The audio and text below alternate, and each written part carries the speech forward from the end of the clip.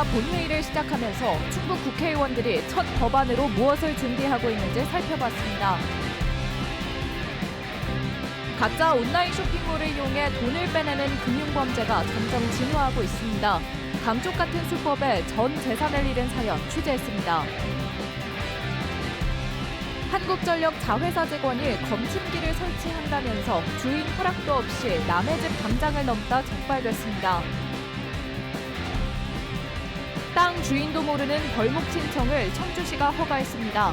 하루아침에 민둥산이 된 현장을 다녀왔습니다.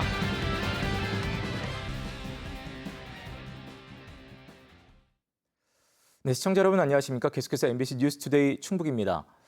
어제 제22대 국회 첫 본회의가 열린 가운데 충북 국회의원들도 법 제정을 위한 활동을 시작했습니다. 특히 지역구 현안 해결을 위해 법안을 준비하는 의원들이 많은데 충북의 국회의원들은 첫 법안으로 무엇을 준비하고 있는지 이승준 기자가 살펴봤습니다. 이종배 의원은 22대 국회 개원일인 지난달 30일 댐 주변 지역 지원에 관한 법률을 대표 발의했습니다. 환경부나 수자원공사가 지원 사업을 할 때 관련 지자체장의 의견을 반영하고 발전 판매 수익금 배분 비율을 6%에서 10%로 올리는 등의 내용을 담고 있습니다. 이 법안은 전국 5개 댐 소재지 시군구의회 협의회가 22대 총선 의제로 채택해 건의한 댐 인근 지역의 수건입니다. 엄태영 의원은 정부 조직법 개정을 통해 청년처 설립을 발의했습니다. 고용과 주거 결혼 등 복합적인 청년 세대 문제가 여러 부처로 나뉘어 있다며 하나의 부처에서 도맡아 전문성과 책임성을 갖도록 하겠다는 것입니다. 다양하고 복잡한 청년 세대의 문제 해결과 더 폭넓은 지원을 위해서는 종합적인 정책을 위해서 반드시 국무총리 소속의 청년처 신설이 꼭 필요하다. 박덕흠 의원은 열악한 지역 의료 현실에 우선순위를 뒀습니다. 이른바 지역의료 격차 해소 특별법을 제정하겠다는 것입니다. 지역 의료를 발전시킬 수 있는 기금을 만들고 이를 바탕으로 심의위원회를 구성해 지역에서 근무할 의사를 뽑고 지원하겠다는 것입니다. 이모선 의원은 중부권 동서 횡단철도 건설을 위한 특별법을 준비 중입니다. 충남 서산에서 충북을 거쳐 경북 울진을 연결하는 노선의 신속한 건설을 위해 필요한 경우 예비 타당성 조사도 면제하는 내용을 담고 있습니다. 지자체 간에는 그간에 많은 논의가 있었고요. 여야를 떠나서 동서 횡단철도를 지나가게 지금 이제 예정돼 있는 그 노선에 있는 의원님들은 아마 공감대가 충분히 확보될 거라고 생각을 하고 있고요. 청주권 일부 의원들은 21대에서 폐기된 법안을 다시 보완하고 있습니다. 송재봉 의원은 충청북도의 의견을 받아 가속기 구축과 지원 관련 특별법을 재발의할 예정입니다. 또 청주 카지노 입점과 관련해 교육환경 보호에 대한 법률 개정안도 준비에 들어갔습니다.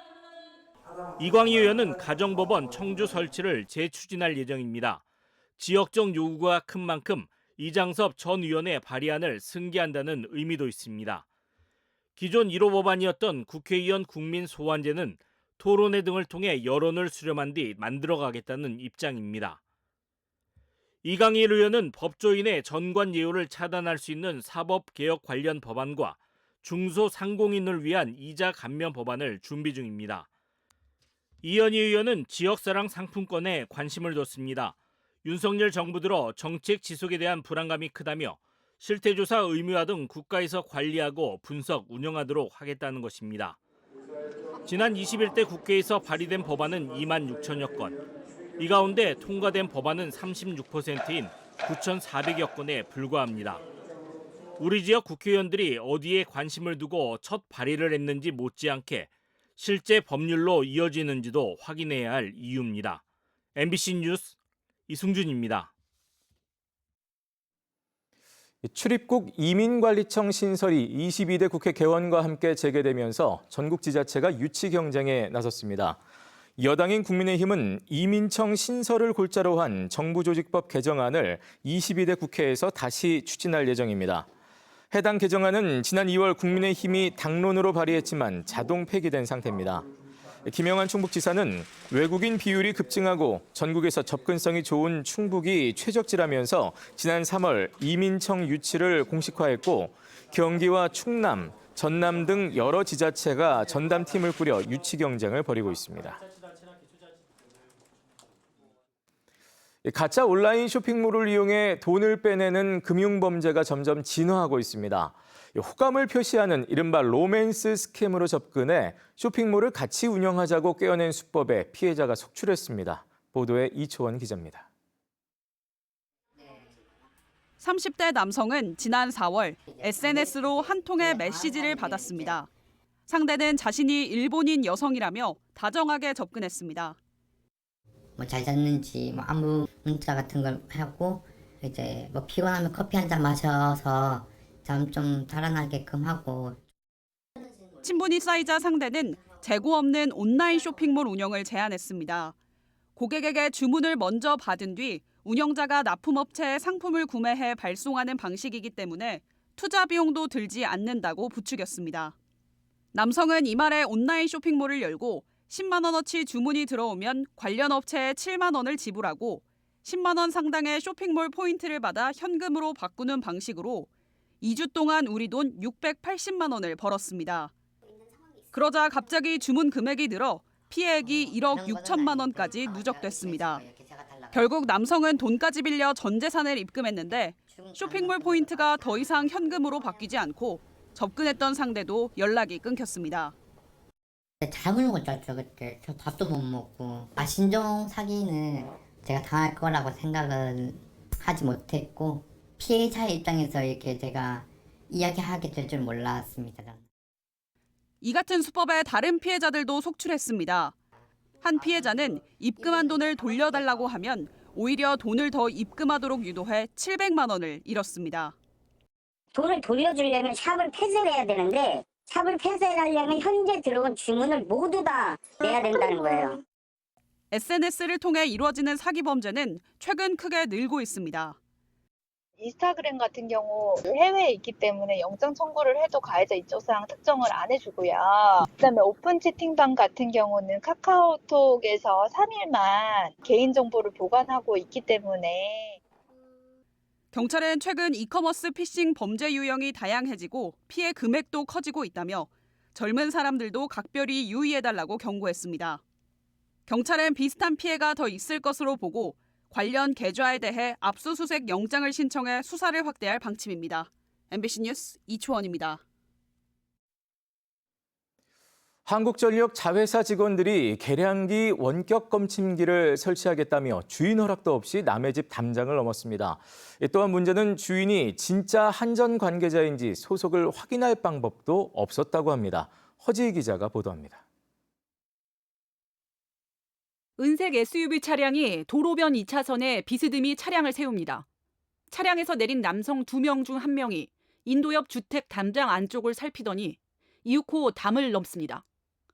CCTV를 보고 주택과 연결된 매장에서 황급히 나온 집주인. 남성들과 몇 분간 대화를 하더니 화가 난 듯 매장으로 들어가 버리고 남성들은 곧바로 차를 타고 사라집니다. 당시 주인은 복장이나 차량으로는 소속을 알 수 없어 남성들에게 신분 확인을 요구했지만 한전에서 나왔다라는 답변만 들었습니다. 혹시 사원증이라도 있냐? 그러니까 사원증도 없다 그러더라고요. 저 위엔 아이도 학교에서 아파갖고 조퇴해서 쉬고 있던 상황이었고.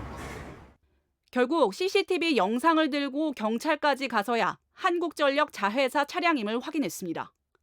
알고 보니 자회사 직원들이 심야 전기 계량기에 원격 검침기를 설치하겠다며 허락 없이 담장을 넘은 겁니다. 이는 주거 침입에 해당할 수 있습니다. 주거의 평온을 해치는 정도로 침입을 하면 원래 법리적으로는 그냥 주거 침입이 성립하는 게 맞습니다. 피해자도 처벌을 원하지 않기 때문에 사실은 검찰에서 충분히 기소유예 선처를 하거나 법원에서도 선처받을 여지가 많은. 담을 넘은 당사자도 계속 사과해 주인은 고소를 취하했지만 한전 책임자로부터 관리 책임에 대한 답은 듣지 못했습니다. 제발 복장 규정 이런 거 다 지켜갖고 와달라라고 이야기를 해도 직속 기관에 있는 직원들은 다 컨트롤이 가능하나 협력사나 아니면은 자회사나 이런 쪽에다가 강제할 수 있는 규정이 없다. 이에 대해 한국전력 충북본부는 민원인에게 다시 사과하고 본사뿐 아니라 자회사에 대해 명찰 폐용, 복장 규정 준수, 고객 동의 후 작업 같은 특별 교육을 실시하겠다고 밝혔습니다. 한국전력은 지난해 농사용 전기 사용 위반을 단속하겠다며 주인이 없는 집에 무단으로 들어갔다. 광주 MBC 보도로 알려지자 이를 공식 사과한 바 있습니다. MBC 뉴스 허지입니다. 청주 오송 지하차도 참사의 직접 원인으로 지목됐던 미호강 임시제방공사 책임자들이 1심 판결에 불복해 항소했습니다. 청주지법에 따르면 업무상 과실치사상 등의 혐의로 기소돼 각각 징역 7년 6개월과 징역 6년을 선고받은 미호강 임시제방의 현장 소장과 감리단장 등 2명은 모두 항소장을 제출했습니다. 또 검찰도 위조된 임시제방 설계도면과 시공계획서 등 일부가 증거로 인정되지 않았다며 항소했습니다. 오송 참사 유가족과 생존자들이 행정안전부에 재난 원인 조사를 요구했습니다. 오송 참사 유가족협의회와 생존자협의회는 어제 행정안전부 앞에서 국가재난 원인조사협의회가 지난해 출범했는데 오송 참사가 제도적 요인보다 유관기관 현장 대응 문제로 추정되고 검찰 수사가 진행 중이라는 이유로 재난 원인조사를 하지 않고 있다고 주장했습니다. 이들은 또 곧 수사가 마무리되는 만큼 지금이라도 조사를 진행해 원인을 밝히고 재발 방지 대책을 마련해야 한다고 주장했습니다. 청주 오송의 한 임야가 주인도 모르게 벌목돼 민둥산으로 변했습니다. 땅 주인도 모르는 벌목 신청을 청주시가 허가해 가능한 일이었습니다. 어찌된 일일까요? 전효정 기자가 취재했습니다. 나무로 빼곡했던 산의 절반이 민둥산이 됐습니다. 임야 곳곳에 잘린 나무들이 쌓여 있습니다. 이 산은 한 종종 소유의 사유지. 지난 4월 초부터 한 달 동안 5만 8천 제곱미터가 이렇게 되도록 종중 대표는 알지도 못했습니다. 나중에 알고 보니 땅 주인도 모르는 벌목 허가까지 받아 대놓고 벌목 작업이 벌어졌던 겁니다.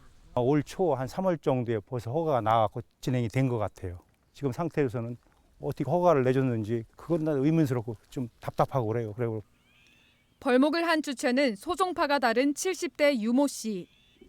산이 방치되고 있는 게 안타까워 대신 나서줬다는 게 유 씨의 주장입니다. 같은 종원인데 그건 뭐 땅 팔아먹는 것도 아니고 거기다 종족에 소득을 올리게 되는 건데 뭐 혜택이 뭐 안 이렇게 뭐 있어요? 소득파가 세소득 안 하는 상태에서 거기가 막내라고. 종중원 명부와 사안결의서, 규약 등 벌목 허가를 위한 제출 서류는 땅 소유 종중의 것도 아니었습니다. 유 씨 자신이 속한 종중의 명부를 냈는데 청주시는 명부 대조 등의 확인 없이 허가를 내줬습니다. 이제 명부에 몇 명이 채워졌는지 그런 걸 확인하지 이런 사람들 성명을 다 일일이 대조해서 확인까지는 못하거든요. 약간 빈틈이 생길 수가 있는 거. 그렇죠. 종종 업무 인허가 과정에서는 좀 있을 수 있죠. 토지주는 임의로 벌목에 나선 유 씨와 허가를 내준 청주시를 상대로 법적 대응을 예고했습니다. MBC 뉴스 전유정입니다. 청주 지역에서 처음으로 3.3제곱미터에 1,700만 원이 넘는 주상복합 아파트가 분양을 준비하고 있습니다. 청주시는 청주 고속버스터미널 부지에 258세대 규모로 주상복합 아파트를 건설하는 시행사가 평균 분양가를 1,700만 원대로 신청해 가격 조정 협의를 진행하고 있다고 밝혔습니다.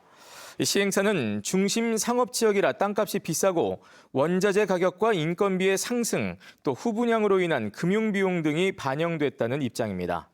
한편 청주의 역대 최고 분양가는 3.3제곱미터에 1,369만 원입니다. 현충일인 오늘 오전 10시 순국선열과 호국영령의 애국정신을 기리는 묵념 사이렌이 울립니다. 충청북도는 제69회 현충일을 맞아 오늘 오전 10시부터 1분 동안 도내 전체 민방위 경보장비를 통해 묵념 사이렌을 울린다고 예고했습니다. 충청북도는 적기 공습에 따른 민방위 대피 경보가 아니라며 순국선열과 호국영령의 뜻을 기리는 묵념에 동참해달라고 당부했습니다.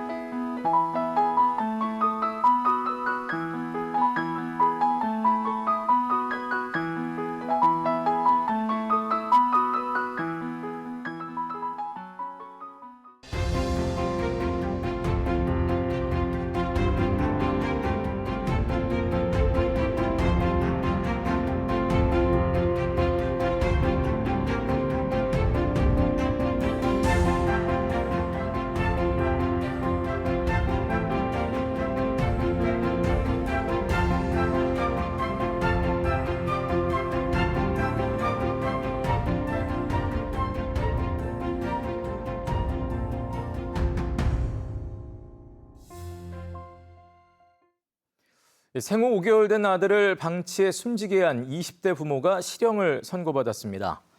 청주지법 형사 3단독 김경찬 판사는 지난 2027년 10월 생후 5개월 된 아이를 돌보지 않아 취침 중 질식사에 이르게 한 친모에게 징역 1년 6개월을 그리고 친부에게는 징역 1년에 집행유예 2년을 선고했습니다.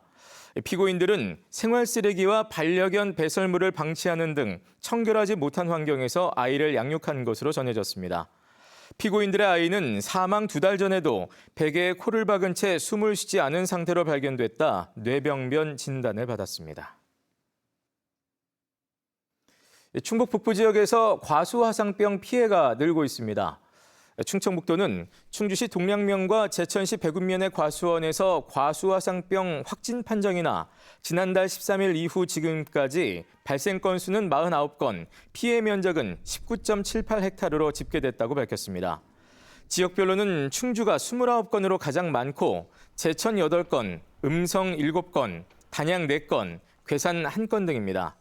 한편 당국은 전체 발생 면적의 84%에 대해 매몰 작업을 마쳤습니다. 민주노총 충북지역본부가 건설 현장 정상화와 공안 탄압 중단을 주장하며 가두행진을 벌였습니다. 이들은 어제 청주시 가경동의 한 아파트 건설 현장 앞에서 결의대회를 열고 정권의 노조 파괴로 건설 노동자들은 최악의 위기를 맞고 있다며 지난해 건설 노조는 20여 차례의 압수수색을 당했고 2천여 명이 소환 조사를 받았다고 주장했습니다. 또 고질적인 다단계 하도급으로 노동 착취와 안전사고 위험은 커지고 있다고 주장했습니다. 한편 이번 결의대회는 전국에서 동시다발로 진행됐습니다. 음성노동인권센터는 어제 고용노동부 충주지청 앞에서 기자회견을 열고 건국우유가 기업과 하도급 업체, 직업 소개서로 이어지는 다단계 간접 고용 형태로 노동자를 저렴하게 채용하고 있다고 주장했습니다. 음성노동인권센터는 이들이 4대 보험과 퇴직금, 연차 휴가 등 기본적인 권리를 누리지 못하고 있다며 일용직 노동자를 직접 고용하도록 고용노동부가 명령해달라고 요구했습니다. 청년과 고령자, 신혼부부를 위한 임대주택인 옥천 삼양 행복주택이 준공돼 오는 13일부터 입주합니다. 옥천군과 한국토지주택공사가 308억 원을 들여 시외버스터미널 인근에 지은 이 주택은 2개 동 200가구로 이뤄졌습니다. 옥천군은 최근 입주자 모집을 통해 청년과 고령자 등에게 임대 계약을 마무리하고 미달된 신혼부부 가구는 추가 모집할 계획입니다. 제29회 환경의 날을 맞아 충청북도가 환경보호 실천을 다짐하는 기념 행사를 열었습니다. 충청북도는 어제 도청 대회의실에서 유관기관과 환경단체가 참석한 가운데 기념식을 열고 환경유공자를 표창했습니다. 한편 도청 본관 앞에서는 모든 제품을 재사용하도록 하는 제로 웨이스트 캠페인이 열렸고 참가자 전원이 청주 성안길에서 환경 정화 활동을 했습니다. 네, 뉴스를 마칩니다. 고맙습니다.